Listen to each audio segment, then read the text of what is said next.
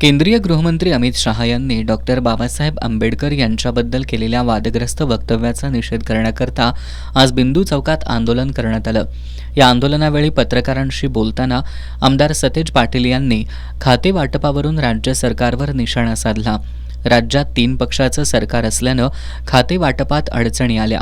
कोणतं खातं कुणाला द्यायचं यावर चर्चा सुरू होती। त्यामुळे शपथविधी झाल्यानंतरही खाते वाटपासाठी 8 दिवस लागले।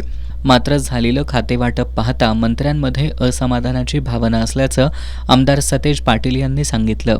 मला वाटतं 3 पक्षाचं सरकार असल्यामुळे अडचणी त्यांच्यासमोर होत्या। खाते कुणाला द्यायची, शेवटपर्यंत खाती मिळणार आहेत का नाही अशी शंका होती। शपथविधी झाल्यानंतर 8 दिवस लागले खाते वाटप व्हायला, म्हणजे 5-6 दिवसानंतर खाते वाटप झाले। त्यामध्ये देखील असमाधान दिसतंय आणि 2.5 वर्षाचं गाजर हे सगळ्यांना दाखवण्यात आलेलं आहे।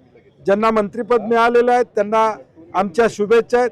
2.5 वर्षांना ज्यांना मिळणार असं वाटतंय त्यांना सुद्धा शुभेच्छा आहेत। दरम्यान कोल्हापूर जिल्ह्याला 2 कॅबिनेट मंत्रिपदं मिळाली आहेत। त्यामुळे कोल्हापूर जिल्ह्याचा विकास कसा होईल हे आता जनतेला अपेक्षित आहे असं सांगून शक्तीपीठ महामार्ग, अदानीला देण्यात आलेलं धरणाचं पाणी, शहरातील 100 कोटीच्या रस्त्याची कामं अशा अनेक प्रश्नांची सोडवणूक व्हावी अशी अपेक्षा त्यांनी व्यक्त केली।